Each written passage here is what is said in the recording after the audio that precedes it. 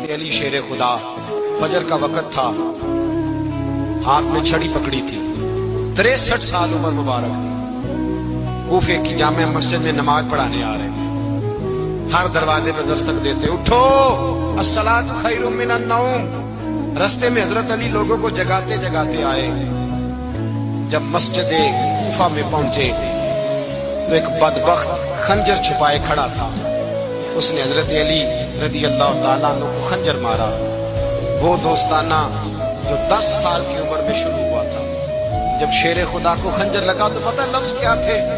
فزت برب الکعبہ، لوگوں رب کعبہ کی قسم میں کامیاب ہو گیا، میری زندگی دین کے کام آ گئی، میں کامیاب ہو گیا۔ حضرت علی کی داڑھی ساری لہو سے بھر گئی۔